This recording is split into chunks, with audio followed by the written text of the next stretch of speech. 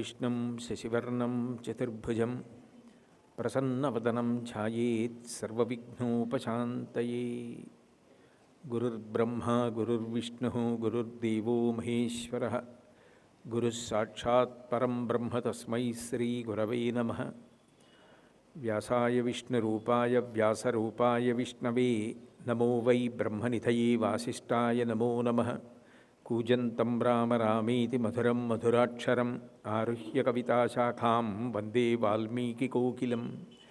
శృతిస్మృతిపురాణానాం ఆలయం కరుణాలయం నమామి భగవత్పాదశంకరం లోకశంకరం. వాగర్ధావివ సంపృక్తౌ వాగర్ధప్రతిపత్తయే జగతః పితరౌ వందే పార్వతీ పరమేశ్వరౌ. సూక్తిం సమగ్రయతున స్వయమేవ లక్ష్మీ శ్రీరంగరాజమహిషీ మధురైకటాక్షైః. వైదగ్ధ్యవర్ణగుణగుంభనగౌరవైర్యాం కండూలకర్ణకుహరాः కవయోధయంతి. హైమోర్ధ్వపుండ్రమజహన్మకుటం సునాసం మందస్మితం మకరకుండలచారుగండం బింబాధరం బహుళదీర్ఘకృపాకటాక్షం. శ్రీవేంకటేశముఖమాత్మని సన్నిధత్తాం. విమలపటీ కమలకుటీ పుస్తకరుద్రాక్షసస్తహస్తపుటీ కామాక్షి పక్ష్మలాక్షి కలితవిపంచి విభాసి వైరించి. మనోజవం మరుతతుల్యవేగం జితేంద్రియం బుద్ధిమతాం వరిష్టం వాతాత్మజం వనరయూధముఖ్యం శ్రీరామదూతం శిరసా నమామి. ఆపదామపహర్తారం దాతారం సర్వసంపదాం లోకాభిరామం శ్రీరామం భూయో భూయో నమామ్యహం. హరి ఓం. పరమేశ్వర స్వరూపైన సభకి నమస్కారం.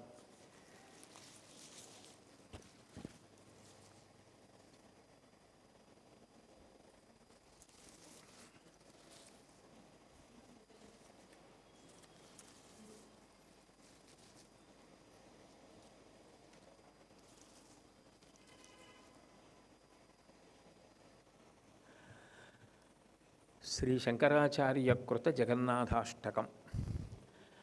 కదాచిత్ కాళిందీ తటవిపిన సంగీత కవరో ముదా గోపీ నారీ వదన కమలా స్వాదుమధుపః. రమా శంభు బ్రహ్మామరపతి గణేశార్చితపదో జగన్నాథస్వామి నయనపథగామి భవతు మే అంటారు శంకరాచార్యుల వారు చేస్తూ. ఆ శ్లోక ప్రారంభంలో కదాచిత్ కాళింది, ఒకానొకప్పుడు నువ్వు ఆ కాళింది యమునా నది ఒడ్డున తట విపిన సంగీత కవరో, ఒక అద్భుతమైనటువంటి సంగీతం, ఒక నాదం, ఒక శబ్దాన్ని సృష్టించావు. ఆ శబ్దాన్ని సృష్టించినప్పుడు గోపికలు దాని చేత ఆకర్షింపబడి బృందావనంలో ఆ యమునా నది ఒడ్డుకి చేరుకున్నారు. నేను నిన్న మీతో మనవి చేశాను, యమునకు కాళింది అని పేరు. ఎందుకని కాళింది అని పేరు వచ్చింది అంటే, సాక్షాత్తు కాలుడైనటువంటి యమధర్మరాజు గారికి చెల్లెలు కనుక ఆవిడికి యమున అని పేరు. యమున కాలస్వరూపం. కాలస్వరూపమైనటువంటి ఆ యమున దాటడము అంటే కాలాన్ని దాటిపోవడం. కాలాన్ని దాటిపోవడం అంటే ఇక పుట్టుట మరణించుట అన్నవి లేకుండా ఉండడమే కాలాతీతుడు కావడం. అటువంటి స్థితిని ఇవ్వగలిగిన వాడెవరు అంటే కృష్ణ పరమాత్మ. ఆ కృష్ణ పరమాత్మ యొక్క పిలుపు వినపడాలి అంటే ముందు కొన్ని కోట్ల జన్మల నుంచి మన యొక్క నాడులన్నీ అజ్ఞానం చేత తమోగుణం చేత నిండిపోయి ఉంటాయి. కాబట్టి ఆ లోపల ఉన్నటువంటి ఆ మాలిన్యము తొలగిపోతే తప్ప కృష్ణుడు పిలిచినటువంటి పిలుపు వినపడదు. ఆయన ఎంత సులభుడై, ఎంత అనుగ్రహప్రదాతయై జగన్నాథుడిగా వచ్చి పురుషోత్తము పురి పట్టణంలో వేంచేసి ఉన్నప్పటికీ ఆయన మనందరినీ అంత ఆప్యాయంగా పిలుస్తున్నప్పటికీ ఆ పిలుపుని అందుకోవడం కష్టం. కృష్ణ తత్వంలో ఉన్న గొప్పతనం ఏమిటంటే, కృష్ణుణ్ణి ప్రార్థన చేస్తే కృష్ణుడు రక్షించడం కాదు. కృష్ణుడికి ప్రధానమైన నామములు ఏ ఉన్నాయో ఆ నామములను మీరు పరిశీలనం చేసినప్పుడు మీకు ఒక విషయం అవగతమవుతుంది. మనం ఆయనని ప్రార్థించి అప్పుడు ఆయన మనని రక్షించడం సాధారణ ప్రక్రియ. కానీ కృష్ణుడు మనని ప్రార్థిస్తాడు, నన్ను నమ్మండి, మిమ్మల్ని నేను కాపాడి తీరుతాను, నా మీద అపనమ్మకం పెట్టుకోకండి, నా దగ్గరికి వస్తే నేను కాపాడగలను. నేను చెట్టు లాంటి వాడిని. రామాయణంలో కిష్కింధకాండలో భగవంతుణ్ణి చెట్టుతో పోలుస్తారు. నివాస వృక్ష సాధూనాం ఆపన్నానాం పరాగతి ఆర్తాణం సంశ్రయశ్చైవ యశశ్చైకభాజనం అంటారు. ఒక చెట్టు దాని కిందకి వెళ్ళినటువంటి వ్యక్తికి నీడనిస్తుంది, అట్లాగే పళ్ళిస్తుంది, కాయలిస్తుంది. కానీ మనం ఎక్కడో నిలబడి ఓ చెట్ట చాలా వేడిగా ఉంది, నువ్వు వచ్చి నాకు నీడని, నువ్వు వచ్చి నాకు పళ్ళి అంటే చెట్టు రాదు. మనం చెట్టు కిందకి చేరిపోతే చెట్టు నువ్వు స్త్రీవా పురుషుడివా, నీ కులం ఏమిటి, నీ మతం ఏమిటి, నీ ధనం ఎంత, నువ్వు పేదవాడివా, ఇవేం అడగదు. తన పాదముల దగ్గరకు అంటే వృక్ష మూలము దగ్గరికి వచ్చి ఎవరు నిలబడ్డాడో వాడికి నీడనిచ్చేయడం, ఆహారం ఇచ్చేయడమే చెట్టు యొక్క పని. భగవంతుడు కూడా అంతే. నిజానికి భగవంతుడి లాంటి చెట్టు ఇంకా లోకంలో ఇంకొకటి ఉండదు. ఒక చెట్టును పోలిన చెట్టు వేరొకటి ఉంటుంది. మామిడి చెట్టు ఒక్కటే ఉండదు. మామిడి చెట్టుని పోలిన మామిడి చెట్టు వేరొకటి ఉంటుంది. కానీ భగవంతుడి లాంటి చెట్టు ఇంకొక చెట్టు ఉండదు. అందుకని యశశ్చైక భాజనం, మా కీర్తి కలిగిన వాడు ఆయన ఒక్కడే. అందుకే మీరు గోవర్ధనోద్ధరణ ఘట్టం చూసినప్పుడు ఆయన గోవర్ధనాన్ని పైకెత్తినప్పుడు నిజానికి అందరూ గోవర్ధనగిరి కిందకి చేరలేదు. కొంతమంది భయపడ్డారు. ఈయన చూస్తే పిల్లవాడు, ఈయన కొండని ఎత్తి పట్టుకున్నాడు. అవతల ఇంద్రుడు చూస్తే వడగళ్ళవాన కురిపిస్తున్నాడు. బయట ఉంటే వడగళ్ళు పడి కాళ్ళు విరుగుతాయి, చేతులు విరుగుతాయి, దెబ్బలు తగులుతాయి. కానీ లోపలికి వెళ్ళిన తరువాత పిల్లవాడు ఇంకా కొండ బరువు నేను ఎత్తి పట్టుకోలేకపోతున్నానని విడిచిపెట్టేస్తే చూర్ణమైపోతాం. అంతకన్నా బయట ఉండడం శ్రేయస్కరం. ఏ కాళ్ళో చేతిలో విరిగినా దెబ్బలు తగినా బతికుంటాం. అందుకని బయటే ఉందామన్నారు. కానీ కృష్ణుడు ఎవరు తనని నమ్మలేదో, ఎవరు తనని నమ్మకుండా బయట ఉండిపోయారో వాళ్ళని తాను బ్రతిమాలుకున్నాడు. బాలుండీతడు కొండదొడ్డది మహాభారంబు సైరింపగా చాలండో ఎనిదీని కింద నిలువంచింతింపగా బోలదు ఈ శైలాంబోనిది జంతు సంయుత ధరా చక్రంబు పైబడ్డ నాకేలల్లాడదు బంధులార నిలుడీ క్రిందన్ ప్రమోదంబునన్ అని అడిగాడు. నన్ను మీరు నమ్మట్లేదు, మీకు నేను ఒక మాట ఇస్తున్నాను. సమస్త బ్రహ్మాండములు కలిసి వచ్చి ఈ కొండ మీద పడిపోయినా ఈ కొండ భ్రంశము కాదు. నేను మిమ్మల్ని కాపాడతాను, లోపలికి రండని నమ్మని వాళ్ళు ఎవరున్నారో వాళ్ళని బంధువులారా అని పిలిచాడు. పిలిచి వాళ్ళని కొండ కిందకి చేర్చుకొని 7 రాత్రులు 7 పగళ్ళు తన చూపుల చేత పోషించాడు. అంటే భగవంతుడు 7 రాత్రులు 7 పగళ్ళు పోషించాడు అన్న మాటకు అర్థం ఏమిటంటే మనకి కూడా బ్రతకడానికి కానీ మరణించడానికి కానీ 7 రోజులు తప్ప 8వ రోజు లేదు. 80 ఏళ్ళు బ్రతకండి, 90 ఏళ్ళు బ్రతకండి, 100 సంవత్సరములు బ్రతకండి, బ్రతికేది మాత్రం ఆది సోమ మంగ బుధ గురు శుక్ర శని 7 రోజులే. 7 రోజులు దాటి బ్రతకడానికి 8వ రోజు లేదు, మరణించడానికి 8వ రోజు లేదు. అంటే ఉన్న 7 రోజులు ఎన్నేళ్ళు బ్రతికినా మనకి రక్షకుడు కాపాడగలిగిన వాడెవరు అంటే పరమాత్మ ఒక్కడే. ఆయనని నమ్మని వాళ్ళని ఆయన బ్రతిమాలి కొండ కిందకి రప్పించుకుని 7 రాత్రులు 7 పగళ్ళు ఆవుల్ని దూడల్ని ఇవి అవి అనకుండా రక్షించాడు. అదే ప్రతి అవతారంలో చెప్తాడు, నన్ను చేరిన వాళ్ళని నేను కాపాడతాను. సకృదేవ ప్రపన్నాయ తవాస్మీతి చయాచతే అభయం సర్వభూతేభ్యో దదామ్యే తద్వ్రతం మమ అంటాడు రామావతారంలో. సకృదేవ ప్రపన్నాయ, ఒక్కసారి తెలిసి కానీ తెలియక కానీ నా దగ్గరికి వచ్చి నేను నిన్ను శరణుజొచ్చాను, నన్ను మీరు కాపాడండి అని ఎవరు శరణాగతి చేశారో, ఎవరు నన్ను ఆశ్రయించారో వాళ్ళ యొక్క చెయ్యి నేను విడిచిపెట్టను. వాళ్ళు మనుష్యులే కావక్కర్లేదు, సమస్త భూతములలో ఎవరైనా నేను కాపాడతాను. కానీ నా దగ్గరకు చేరవలసిన అవసరం ఉంటుంది. ఒక్కసారి నన్ను పిలిచి నా దగ్గరికి వస్తే నేను వదిలిపెట్టనని తరచుగా తానే బ్రతిమాలుకుని చెప్పుకుంటాడు భగవంతుడు. జగన్నాథుడైనా అంతే. ఎవరు ఒక్కసారి నా వైపు తిరిగారో, ఎవరు ఒక్కసారి నా గురించి వింటున్నారో, ఎవరు నన్ను చూడాలని తహతహలాడుతున్నారో, ఎవరి యందు అటువంటి ఆర్తి కలిగిందో వాళ్ళు నా వైపు ఆకర్షింపబడ్డారని గుర్తు. అంటే వాళ్ళ 101 నాడులుంటాయి శరీరంలో.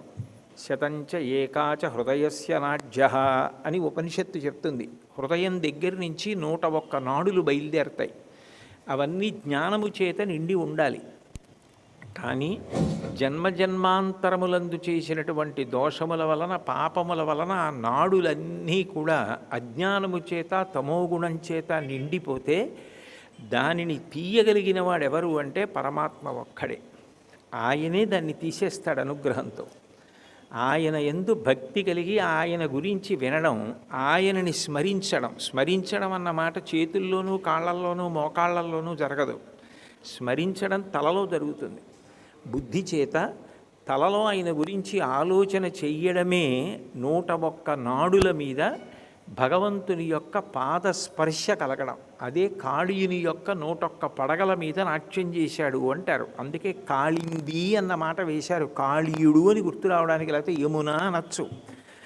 కాళింది అన్న మాట వాడడంలో కాలాతీతులను చేయగలిగిన వాడు, నాడులను శుభ్రము చేయగలిగినవాడు, నాడీమండలమంతా జ్ఞానము చేత నింపగలిగినవాడు. అందుకే కాళీయమర్దనం చేసినప్పుడు వెస దామోదరు పాదఘాతనకతుల్ వేవేల చందంబులన్ ప్రసభాటోపముజూపమాపణ భృత్యటామండలంబ సహంబై పగిలెన్ మణుల్ చెదరగా నాశ్యంబులన్ శోణితం బెసగన్ దంస్ట్రలు నుగ్గుగాక గరళవహ్నిజ్వాలికల్ వెల్వడన్ అని వర్ణిస్తారు.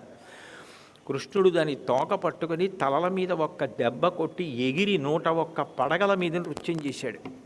కృష్ణుడిలాంటి నృత్యం చెయ్యగలిగిన విద్వాంసుడు ఉండడు. ఎవరైనా నృత్యం చెయ్యాలి అంటే, ఇప్పుడు నేను ఈ వేదిక మీదకి పిలిచి నృత్యం చెయ్యమన్నాను అనుకోండి, చెయ్యరు. ఎందుకు చెయ్యరంటే కాలు జారే అవకాశం ఉంటుంది. కాబట్టి ఇది తీసేయండి, కాలు జారుతుంది, కింద ఉన్నటువంటి ఆ వస్త్రం మీద నృత్యం చేస్తామంటారు. వేదిక విశాలంగా ఉండాలి. ఎత్తుపల్లాలుగా ఉంటే నృత్యం చెయ్యలేరు. కానీ కృష్ణుడు 101 పడగలు తొక్కుతుంటే, పడగలు పైకి ఎత్తుతుంటే నృత్యం చేశాడు. అది కూడా పక్కన నట్టువాంగం వేసిన వాళ్ళు, యతి జతి అవి చెప్పిన వాళ్ళు ఎవరున్నారు? యమునావీచి మృదంగవాద్యములు మ్రోయం తీర గౌపౌఘర్ష మనోజ్ఞ ధ్వనితంబు గేయముగ చెంచిత్కాళి తవ్యాళి రంగ తరంగ తలంబునన్ పటుగతిన్ కంజాక్షు నిర్మర్ద నాట్యము హృద్యాద్భుత భీమమై పరగ దివ్యశ్రేణి చూచెందివిన్నన్నారు.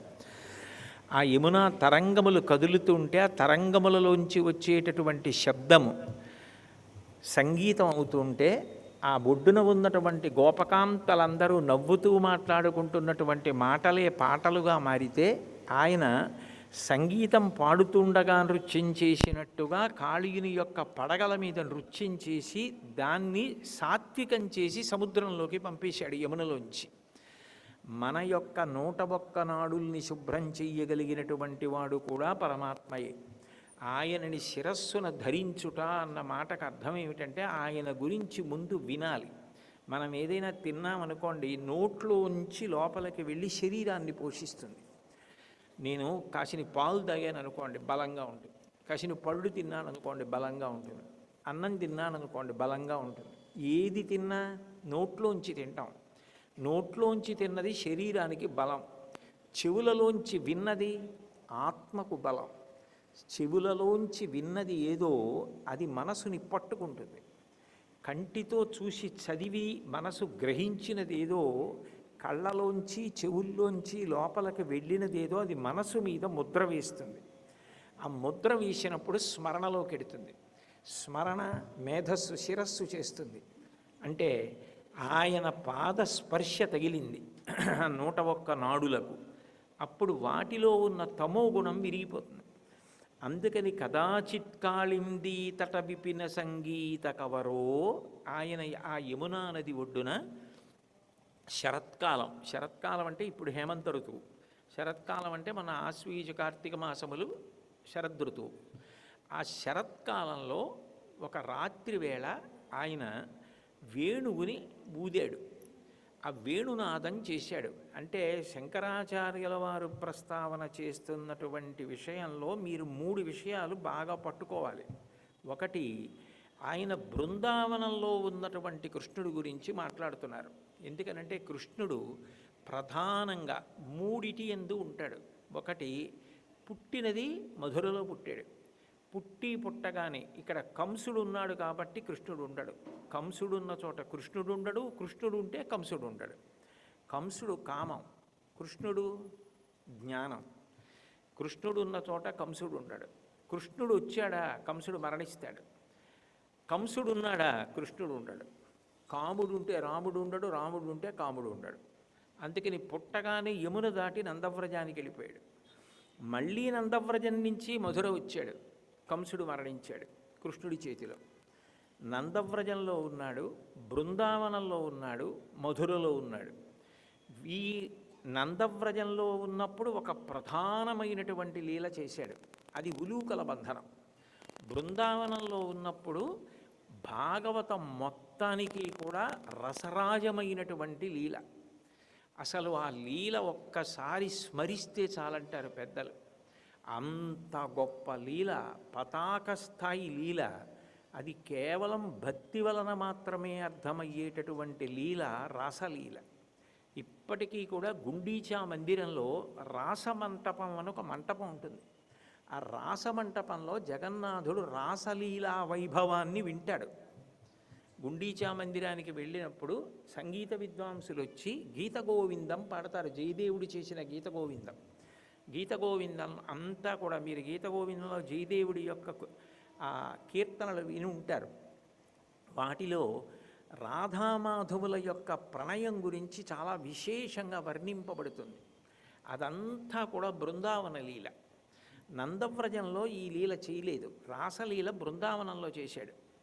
అందుకని గుండీచా మందిరానికి వెళ్ళినప్పుడు దాన్ని బృందావనం కింద భావించి అక్కడ రాసలీల మళ్ళీ వినడానికి ఆయన ఎంతో ఇష్టపడతాట. అందుకని అది వినడానికి ఆయనకి ఏ విధమైనటువంటి దృష్టి మారే అవకాశం లేకుండా ప్రశాంతంగా తదేక దృష్టితో వినడానికి వీలుగా గుండీచా మందిరంలో ప్రత్యేకంగా రసమంటపము అని ఒక మంటపంలో ఆయన ఈ గీత గోవిందంలో రాధామాధవ కేళి ఆ రాసలీల వింటాడు. ఈ రాసలీలకున్న గొప్పతనం ఏమిటంటే భాగవతంలో దాన్ని శరత్కాలంలో ఆయన ముందు వేణునాదం చేశాడు ఒక్కడే. ఆ వేణునాదము అన్న మాటకు అర్థం ఏమిటంటే వేణుగోపాల అని ఒక ప్రత్యేకమైనటువంటి పేరు.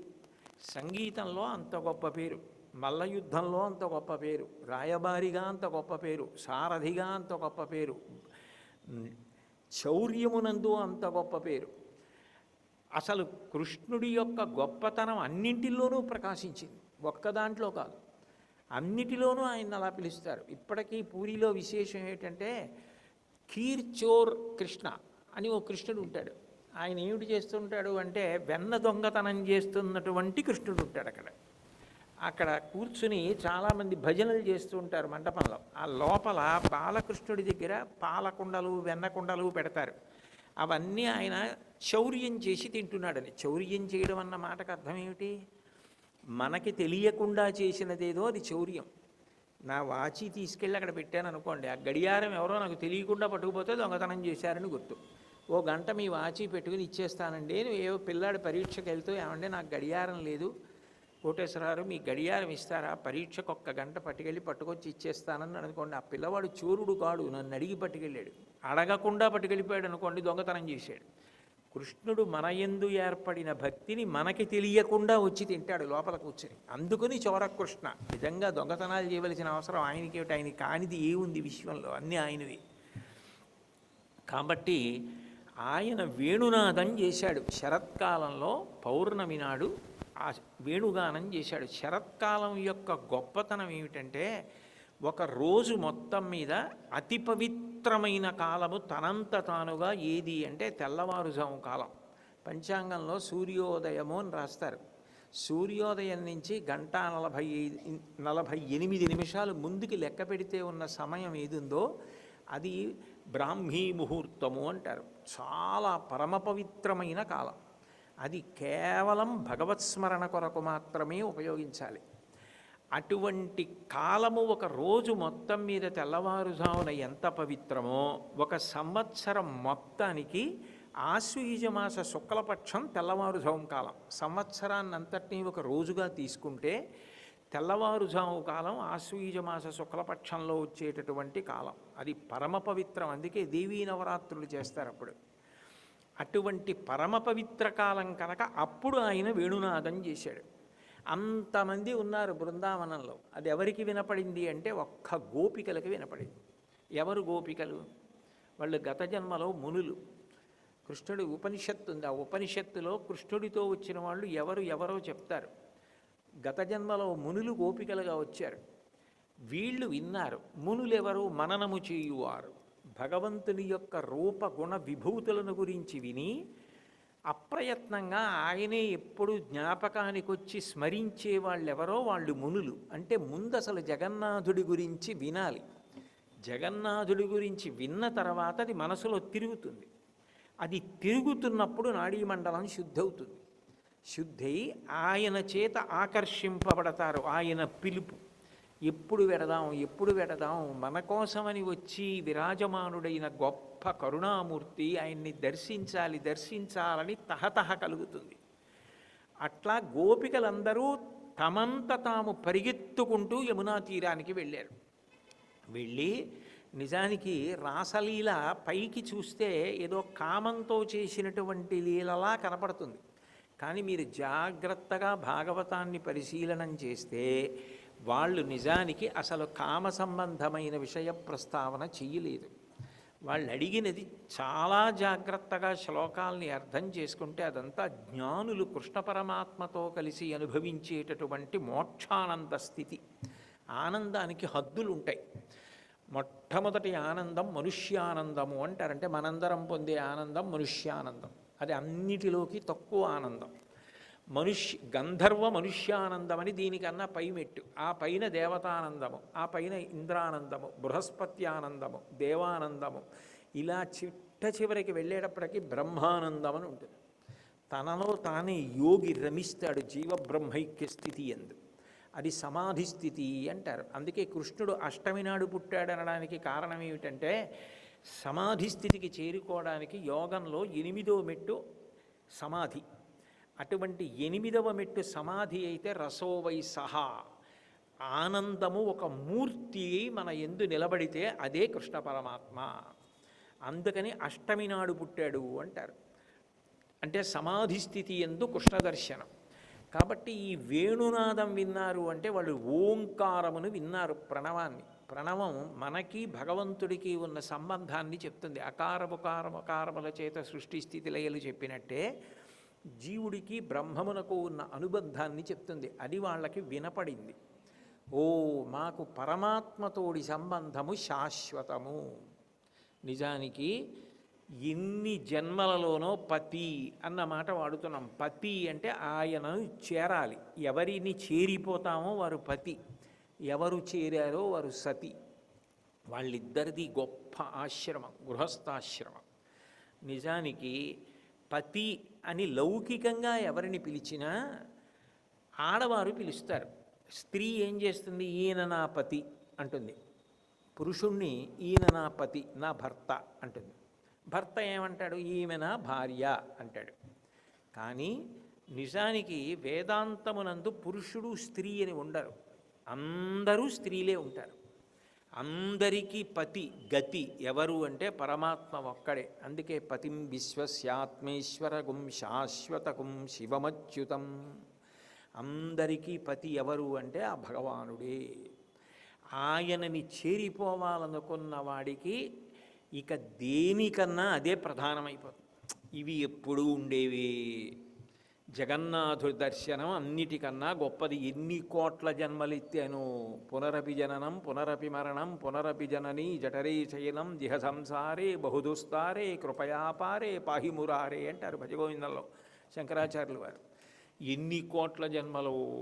గజేంద్రమోక్షణ ఘట్టంలో గజేంద్రుడు అంటాడు, 1,00,00,000,000 కరణీనాథుండనయ్యుండి మద్దానాంభ పరిపుష్ట చందన లతాంత ఛాయలందుండలేక నీరాశ ఇటేల వచ్చితి భయం బిట్లోకది ఈశ్వర అంటాడు. నాకు 10,00,00,000,000 మంది భార్యలు అన్నాడు. నిజంగా 10,00,00,000,000 మంది భార్యలు ఉంటారు ఆ ఏనుక్కి. దాని అర్థం ఏమిటంటే ఇవాళ ఏనుగులో ఉన్నాడు. ఇంతకుముందు ఇదే జీవుడు ఎన్ని కోట్ల జన్మలు ఎత్తాడో, ఎన్ని శరీరాల్లోకి వెళ్ళాడో, ఎంతమంది భార్యలు, ఎంతమంది పిల్లలు, ఎన్ని కోట్ల జన్మలలో భార్యనో, ఎన్ని కోట్ల జన్మలలో భర్తనో, ఎన్ని శరీరాలు మారానో. తుట్టదుదకు శరీరమిక రాకుండా ఉండాలంటే జగన్నాథుణ్ణి చేరాలి. ఆ ప్రణవం వినపడాలి, ఆయన గురించి తెలియాలి. అందుకని బృందావన లీలాపరచయో, బృందావనంలో చేసిన లీల అయినటువంటి ఆ రాసలీల ఏదైతే ఉందో ఆ ప్రణవనాదాన్ని విని గోపికలు వెళ్ళారు.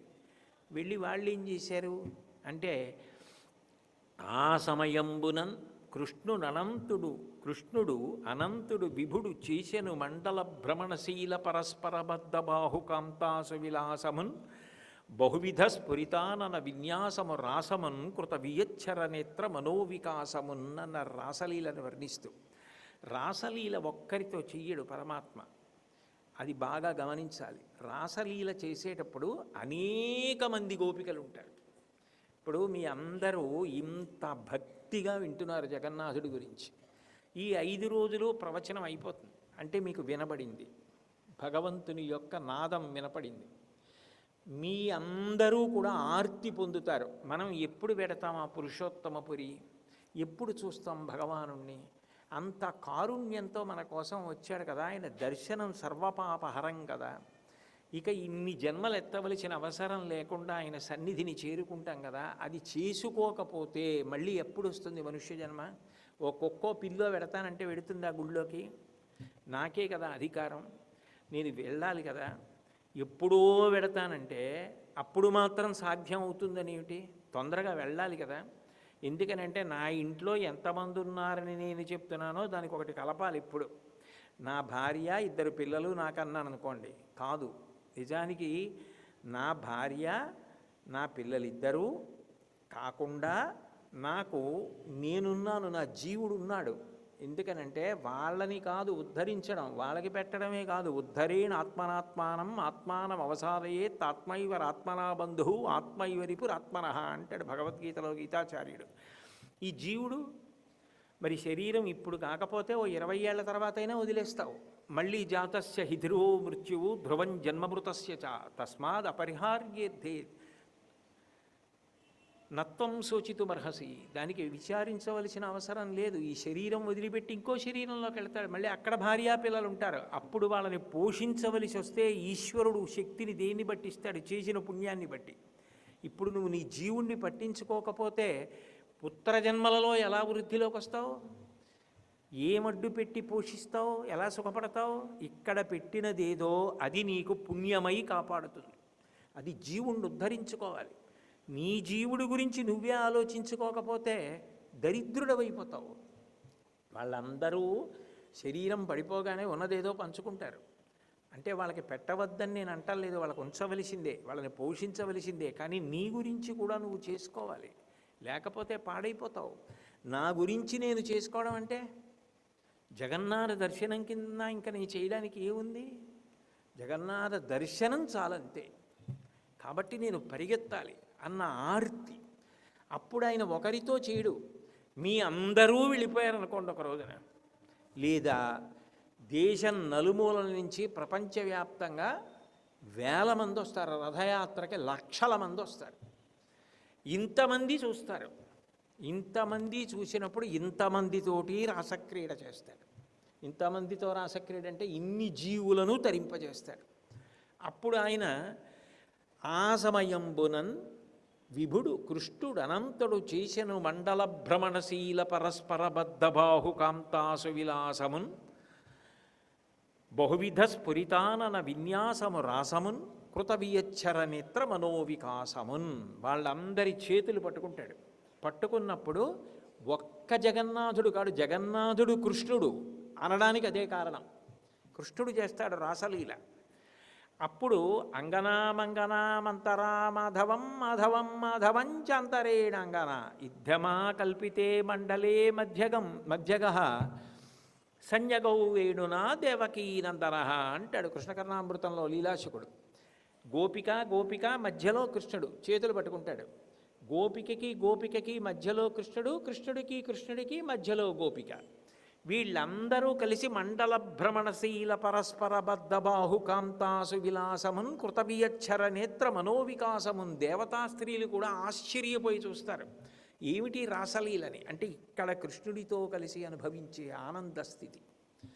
అప్పుడు ఇంకా బాహ్య ప్రపంచ సంబంధం లేదు. అది జ్ఞానము చేత చాలా కష్టపడి సాధిస్తారు. నిజానికి రమణ మహర్షి పాతాళలింగం దగ్గరికి వెళ్ళి ధ్యానంలో కూర్చుంటే తేళ్ళు జెర్రిలు ఆయన తొడల కిందకి చేరి అరుణాచలంలో కురుక్కు తినేస్తే నెత్తురు కారి అట్టలు కట్టింది. ఆయనకి తెలియదు, తనలో తాను రమిస్తున్నారు. అది రాసలీల. అటువంటి రాసలీల కోట్ల జన్మల తరువాత లభిస్తుంది. బహూనాం జన్మనామంతే జ్ఞానవాన్ మాం ప్రపద్యతే వాసుదేవ సర్వమితి సమహాత్మా సుదుర్లభ అంటాడు గీతలో. వాడు కోట్ల జన్మల తర్వాత వస్తుందిరా ఆ స్థితి అన్నాడు. దాన్ని, అటువంటి పాపహరణాన్ని, ఇక పుట్టవలసిన అవసరాన్ని నేను జగన్నాథుడిగా పురుషోత్తమ పురి క్షేత్రంలో నిలబడి ఇస్తున్నాను. అందుకని ఈ రాసలీల తప్పకుండా గుండీచా మందిరంలో 3 రోజుల పాటు ప్రతి సంవత్సరం వింటాడు గీత గోవిందంలో. ఎందుకనంటే ఆయన చేసేదే అది కాబట్టి, అంత అనుగ్రహం చేస్తాడు కాబట్టి. అప్పుడు గోపీలు అడిగింది ఏమిటి నిజానికి? నీ చరణసేవకులకు సంసార భయము మాన్పి శ్రీకరంపు పట్టు కలిగి కామదాయి అయిన కర సరోజంబు మా మస్తకములను నిచి మనుపుమీష అని అడిగారు. వాళ్ళు ఏదో కామంతో క్రీడించడం కాదు వాళ్ళు కోరింది. ఆంతరమునందు వాళ్ళు అడిగింది ఏమిటంటే, ఎవరు నీ పాదములను సేవిస్తున్నారో వాళ్ళకి మళ్ళీ పుట్టి మళ్ళీ చచ్చేటటువంటి భయం పోయింది, జనన మరణ భయం పోతుంది, వాళ్ళు మోక్షాన్ని పొందుతారు. ఇక శరీరంతో వచ్చారు కాబట్టి ఆఖరిసారి శరీరం పడిపోతుంది. కాబట్టి నీ చరణసేవకులకు సంసార భయము మాన్పి శ్రీకరంపు పట్టు కలిగి, లక్ష్మీదేవి చెయ్యి పట్టుకునేటటువంటి చెయ్యి, ఆ చెయ్యి కామదాయి అయిన కర సరోజంబు మా మస్తకములను నిచి మనుపు మీషా, చెయ్యి మా తల మీద పెట్టవయా. అది వాళ్ళు అడిగినటువంటి కోరిక.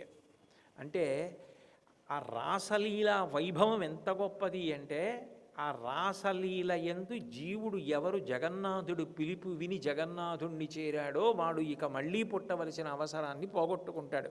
అది చూసి భయపడే యమధర్మరాజు గారు అందరూ ఇలా వెళ్ళిపోతే నా దగ్గరికి ఎవరు వస్తారంటే 3వ మెట్టు యమశలై కూర్చున్నాడు అక్కడ. వచ్చేటప్పుడు తొక్కితే మళ్ళీ పోయింది ఆ స్థితి అని.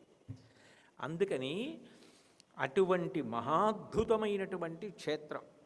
అది కూడా విచిత్రం ఏమిటంటే, మీరు అటువంటి రాసలీలా వైభవాన్ని అనుభవించినప్పుడు ఈ సంసారము ఇందులో ఉండకుండా పోడు.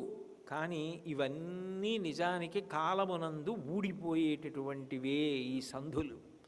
ఊపిరి ఒకటి ఆగిపోయింది అనుకోండి, అమ్మ అని పిలిచిన, నాన్నగారండి అని పిలిచిన, గురువుగారు అని పిలిచిన, శిష్య అని పిలిచిన, అన్నయ్య అని పిలిచిన, తమ్ముడా అని పిలిచిన, పెదనాన్నగారు అన్న, బాబాయ్ గారు అన్న, ఏ పిలుపు పిలిచినా ఇక పలకడం. అన్ని బంధములు ఊపిరిలో తెగిపోయాయి. కానీ ఏ శరీరంతో ఊపిరి పోసుకున్న అనుబంధం మాత్రం భగవంతుడితోటి. అసలు ఊపిరి పోసుకోవలసిన అవసరం పోయినా కలిసిపోయేది ఆయనలోని. అటువంటి స్థితిని ఇవ్వగలిగిన వాడు ఆయన కాబట్టి మాకు దేనికన్నా నువ్వే మాకు ప్రధానం, నిన్ను మేము వదలం. అందుకని సిరికి నుదార చిహ్నములు చేయు భవచ్చరణారవిందముల్ సరసిజనేత్ర మా తపము సంపద చేరితి మెట్టకేలకున్ వదలగలేము మా మగల మాటల నొల్లము. పద్మ సుగంధముల్ మరగిన తేటులు అన్య కుసుమంబుల చెంతకు చెరనేర్చుని అని అడిగారు వాళ్ళు. పద్మంలో ఉండేటటువంటి సుగంధాన్ని పీల్చి తేనె తాగడానికి అలవాటు పడిపోయినటువంటి తుమ్మెద ఇంకొక పువ్వు దగ్గరికి వెళ్ళమంటే వెడుతుందా? నిన్ను చేరుకునేటటువంటి సుఖం నీ గురించి వినడం, నీ గురించి తపించడం, నీ దర్శనం, దీనికన్నా గొప్పది లోకంలో ఇంకోటి ఉంటుందా? ఏ ఆనందమైనా ఇంతకన్నా గొప్పదా? అందుకని మాకొద్దు, మాకు ఇదే కావాలన్నారు. ఆయన ఏం చేశాడంటే రాసలీలలో ఏం చేస్తారో చూద్దామని అదృశ్యమైపోయాడు, మధ్యలో కనపడకుండా పోయాడు. వీళ్ళు ఎంత ఉన్మత్త స్థితిని పొందారంటే భగవద్దర్శనం కోసమని ఎవరో అక్కడ కనపడ్డ మనుష్యుల్ని అడగడం కాదు, మొక్కల్ని కూడా వెళ్ళి అడిగారు.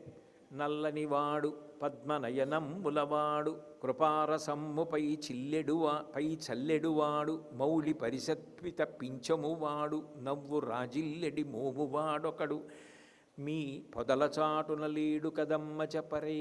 ఆఖరికి మొక్కల దగ్గరికి వెళ్ళి మొక్కలను అడిగారు, తీగలను అడిగారు, చెట్లను అడిగారు.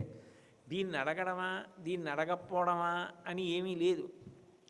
కనపడినటువంటి ప్రతి దాని దగ్గరికి వెళ్ళి, ప్రతి మొక్క దగ్గరికి వెళ్ళి, ప్రతి చెట్టు దగ్గరికి వెళ్ళి కృష్ణుడు ఎక్కడున్నాడు, కృష్ణుడు ఎక్కడున్నాడు, కృష్ణుడు ఎక్కడున్నాడు, తానే పూతన కింద, తానే కృష్ణుడి కింద, తానే శకటాసుర భంజనం కింద లీలలను అనుభవిస్తూ ఈశ్వర తాదాత్మ్యమును పొందారు. అంటే ఒక్కసారి భగవంతుని యందు మనసు మగ్నమైన నాడు అదే తలుచుకుంటూ దాని ఎందే మగ్నమై చేస్తున్న యాంత్రికంగా ఏదో చేస్తూ మనసంతా ఆయన మీదే నిలబడి ఉంటుంది. అటువంటి గొప్ప స్థితిని పొందిన నాడు వాళ్ళందరూ ఏం చేశారు అంటే, ఇది చెట్లు కదా, ఇవి తీగలు కదా, వీటిని అడగడం ఏమిటి అని వాళ్ళు అనుకోలేదు. ఘనసార కానవే ఘనసార శోభితు బంధూక కానవే బంధుమిత్రు చందన కానవే అని వాళ్ళు ఆ మన్మథ కానవే మన్మథాకారుని వంశంబ కానవే వంశధరుని చందన కానవే చందన సీతలు కువలవృక్షయ కానవే కువలయేషు ఇంద్రభూజను కానవే ఇంద్రవిభవు ప్రియక పాదవ కానవే ప్రియవిహారు కువలవృక్షయ కానవే కువలయేషు అనుచు కృష్ణుని పలికిరయ్యబ్జముఖులు పున్నాగ కానవే పున్నాగ వందితు తిలకంబ కానవే తిలకనిటలు. ఎక్కడ ఏ చెట్టు కనపడితే ఆ చెట్టు దగ్గరికి వెళ్ళి ఆ చెట్లనన్నింటినీ పేరు పెట్టి కృష్ణుడేడి కృష్ణుడేడి కృష్ణుడేడి కృష్ణుడేడి అని అడిగారు. అంటే స్మరణ గట్టి పడాలనుకోండి బాగా, మధ్యలో ఆయన నుండి విస్మృతి పొందేటటువంటి ఘట్టం ఏదైనా జరిగిందనుకోండి. ఎప్పుడు భగవంతుడు అంటే ఆయనకి చాలా ప్రీతి అండి. పుస్తకాలు చదువుకోవడం, ఏదో ఆయన గురించి ఆలోచిస్తూ ఉండడం, ఆయనకి సంబంధించిన పనులు చేస్తూ ఉండడం, అలాంటివి ఆయనకి చాలా ఇష్టం. ఏ కారణం చేతనైనా అట్లా చెయ్యడానికి విఘాతం ఏర్పడి ఆయన దృష్టి ఇతర విషయాల మీద పెట్టవలసి వచ్చిందనుకోండి, ఆయనకి ఎక్కడి నుంచి వచ్చిందిరా నీకు ఈ దిక్కుమాలిన స్థితి, ఈ అల్లరి ఏమిటి, ఈ పనులు ఏమిటి, ఈ గొడవ ఏమిటి, గోదావరి ఏమిటి, ఎప్పటికి పూర్తి అయిపోతుంది, ఎప్పుడు మళ్ళీ ప్రశాంతంగా నేను చదువుకుంటాను, హాయిగా ఆయన గురించి స్మరిస్తాను అని ఆర్తి పొందుతాడు.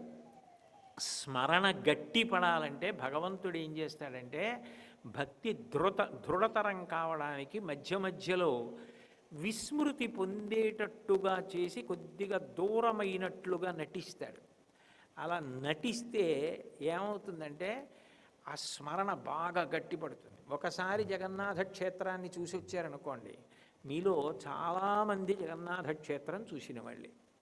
కానీ జగన్నాథ క్షేత్రం చూసినటువంటి వాళ్ళల్లో మీకు బాగా ఏది నచ్చింది అని నేను అడిగాను అనుకోండి, ఒకరిద్దరు అంటారు, మేము జెండాని బాగా చూసామండి, ఎందుకంటే కళ్ళకు కనపడుతుంది కదా, మిగిలిన జెండాలన్నీ గాలికి ఒకవైపుకి ఎగురుతుంటే సుదర్శన చక్రం మీద ఉన్నటువంటి గోపురం మీద ఉన్న జెండా మాత్రం గాలికి భిన్నమైనటువంటి దిక్కులో ఎగురుతుండగా చూసి మేము ఆశ్చర్యపోయామండి అంటారు.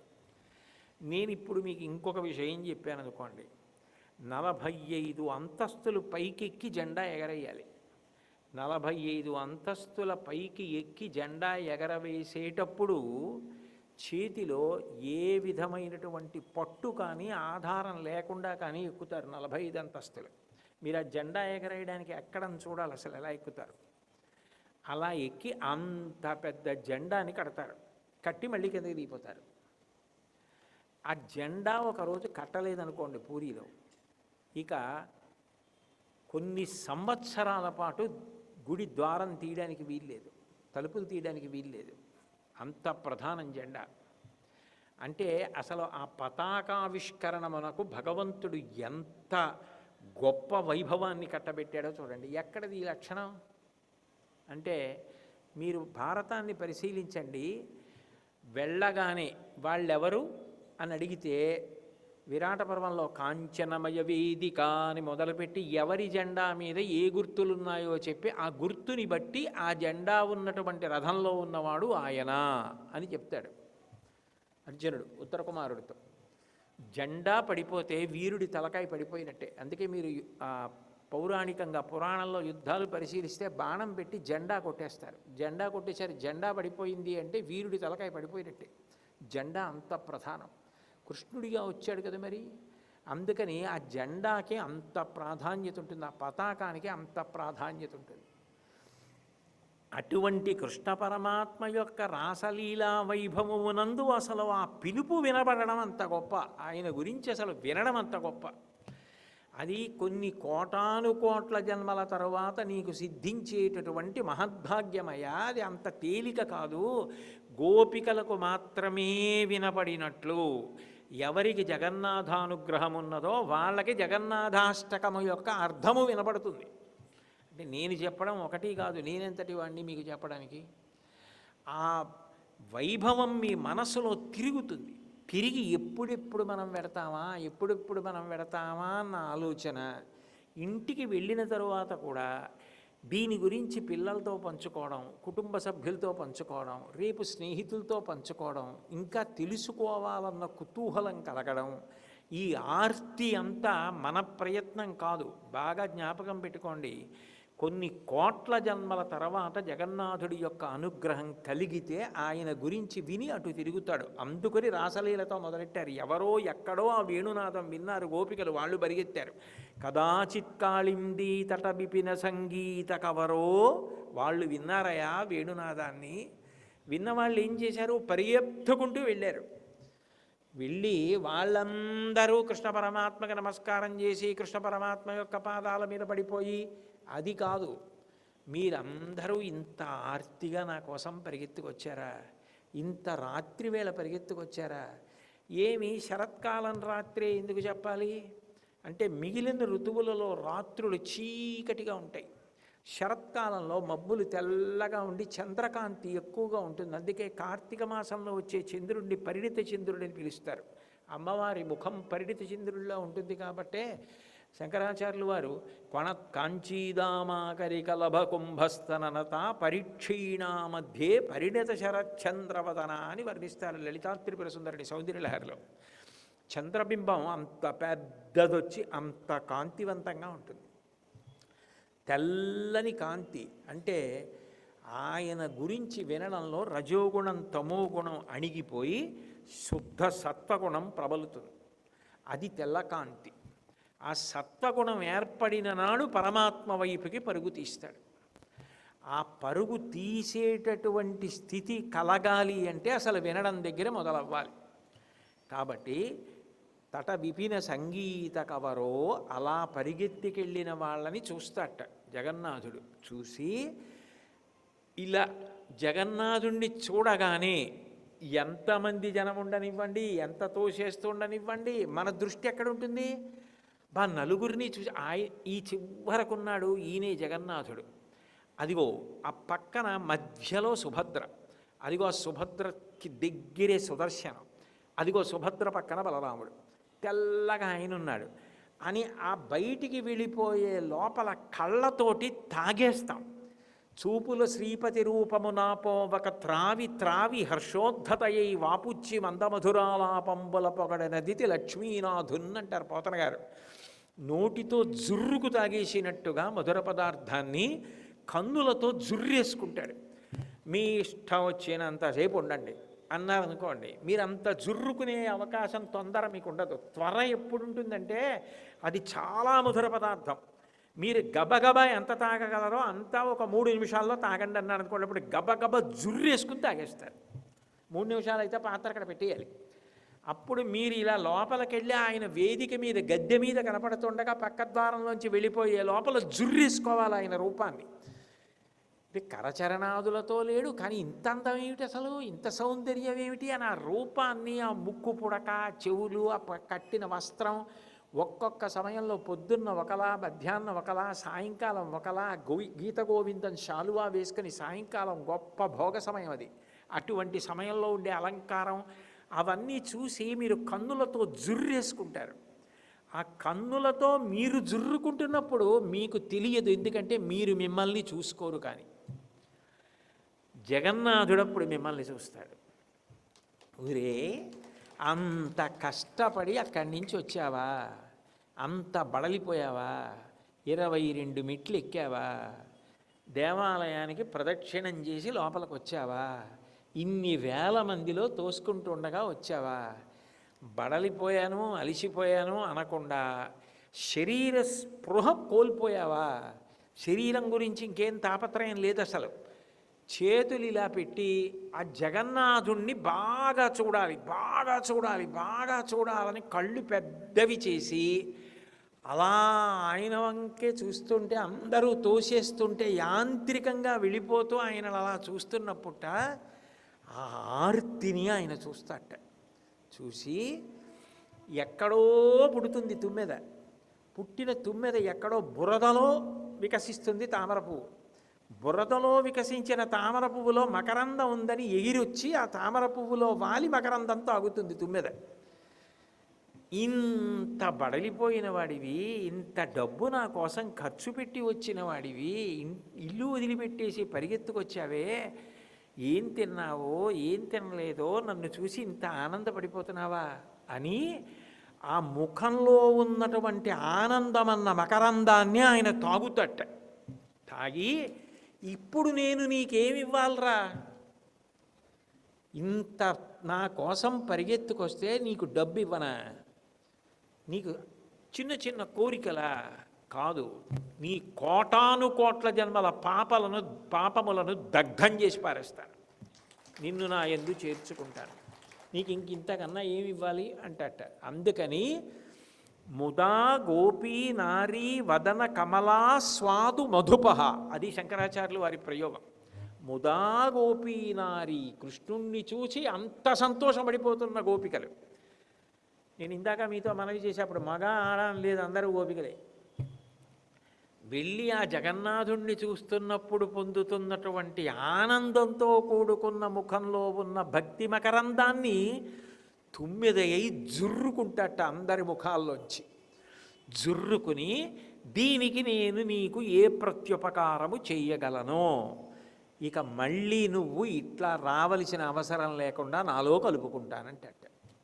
అందుకని రాసలీలతో మొదలుపెట్టారు. రాసలీలలో ఏమైంది, జీవబ్రహ్మైక్య సిద్ధి, వాళ్ళందరూ కృష్ణుడు ఎంతో ఐక్యం అవుతారు రాసలీలలో. బ్రహ్మానందానుభవ స్థితి అంటే అంతే, జీవబ్రహ్మైక్య సిద్ధి. అందుకే బ్రహ్మవిద్ బ్రహ్మైవ భవతి, ఆ బ్రహ్మము ఎరుకలోకి అనుభవంలోకి వస్తే ఆయన బ్రహ్మమైపోతున్నాడు అంటుంది శాస్త్రం. కాబట్టి కదాచిత్ కాళిందీ తట విపిన సంగీత కవరో ముదా గోపీ నారీ వదన కమలా స్వాదుమధుప, ఆయన తుమ్మిదయ్యి వచ్చి మన ముఖములనబడేటటువంటి పువ్వులలో ఉన్న మకరందాన్ని జుర్రుకుంటాట.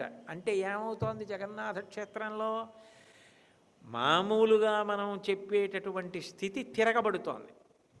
అంటే మీరు బాగా అర్థం చేసుకోవాలి, తిరగబడడం అంటే మనం ఏం చేస్తాం, భగవంతుడి యొక్క అంగప్రత్యంగములు చెప్పినప్పుడు ముఖారవిందం అంట, ఆయన ముఖము పద్మము, హస్తారవిందం చెయ్యి పద్మము, పాదారవిందం పాదములు పద్మములు.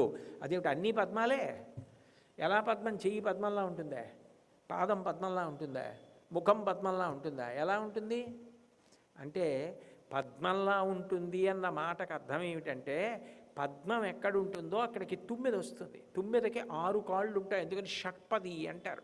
శంకరాచార్యులు వారు షట్పది స్తోత్రం చేశారు.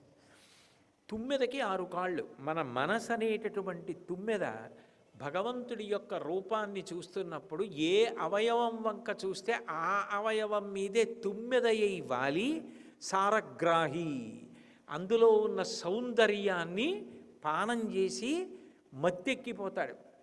అంబుజోదర దివ్యపాదార వింద చింతనామృతపాన విశేషమత్త చిత్త మేరీతి ఇతర విషయంబు చేర నేర్చు వినిత గుణశీల మాటలు వేయునేలా అంటాడు ప్రహ్లాదుడు.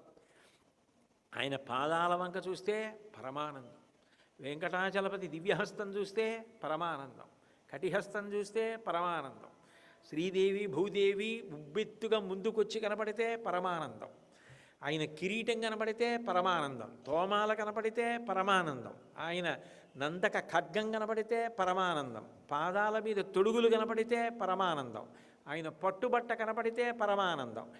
ఏది కనపడితే దాని మీద షట్పది అయి మనసు నిలబడి మకరందాన్ని తాగుతోంది, అందులోంచి ఆనంద ఘనమైన. అంటే భక్తిలో ఏమవుతుందంటే మన మనసు తుమ్మెదయ్యి భగవంతుని యొక్క అంగప్రత్యంగములన్న పద్మముల మీద వాలి తేనె తాగుతుంది. జగన్నాథుడి దగ్గరికి వెళ్ళేటప్పటికీ మనం తాగడం కాదు, అలా ఆయన్ని చూసి మనం ఆనందపడిపోతుంటే మన ముఖమన్న పద్మంలో ఉన్న భక్తి అన్న తేనె తాగడానికి ఆయన వచ్చి జుర్రుకుంటాట. మామూలుగా ఏదో 9 వాళ్ళటి తాగి వెళ్ళిపోతాడు. జుర్రుకుని ఆస్వాద మధుప. అబ్బా ఏమి భక్తిరా, ఎంత కష్టపడొచ్చావురా. ఈ వయస్సులో శరీరం కష్టాన్ని తట్టుకోలేని స్థితిలో ఋతువు ప్రతికూలంగా ఉన్నప్పుడు జల్లు పడుతుంటే తడిసిపోయి నీ ఆరోగ్యం ఏమవుతుందని చూసుకోకుండా నా కోసం పరిగెత్తుకొచ్చావా? నీ బిడ్డలు వద్దులేండి నాన్నగారు అంటుంటే వద్దురా, మళ్ళీ మనుష్య జన్మ వస్తుందా? ఎప్పటికి రా జగన్నాథ దర్శనం, ఎప్పుడు రా ఆయన ప్రసాదం, నేను వెళ్ళవలసిందే, లేకపోతే ఏమైపోతుందిరా ఈ జన్మ, రోజు రోజుకి వయసు వస్తుంది కానీ తగ్గదు కదరా. ఆయుర్నశ్యతి పశ్యతాం ప్రతిదినం జాతిక్షయం యవ్వనం ప్రత్యాయాంతి గతా పునర్న దివసా కాలో జగద్భక్షక లక్ష్మీస్తోయ తరంగ భంగ చపలా విద్యుచ్చలం జీవితం తస్మాన్ మాం శరణాగతిం కరుణయా త్వం రక్ష రక్షాధునా అంటారు శంకరులు. ఒక పూట గడిచిందంటే ఆయుర్దాయంలో ఒక పూట పోయింది. ఎప్పటికి పెడతానరా, ఎప్పుడు చేస్తానా జగన్నాథ దర్శనం, ఎప్పటికి నా జన్మ సార్థక్యం, వచ్చే ఏడాదికి ఓపిక ఇంకా పెరుగుతుందా తరుగుతుందా? వెళ్ళని. నీకు ప్రేమ ఉంటే నువ్వు రా, నీ భుజం మీద చెయ్యి వేసుకుని చూసొస్తే నాకు ఇంకా ఆనందం. తప్పకుండా వస్తాను నాన్నగారు, మీ కొడుకు అయినందుకు అది చేయించలేకపోతే ఇంకా నా కొడుకుతనానికి సార్థక్యం ఏమిటని కొడుకు బయలుదేరతాడు. అప్పుడు ఆస్వాదమధుప ఆయన చూస్తాట, ఇంత ప్రేమగా వచ్చావా అని ఆ భక్తిని జుర్రుకుంటాట. అటువంటి జగన్నాథస్వామి నయనపదగామి భవతుమే.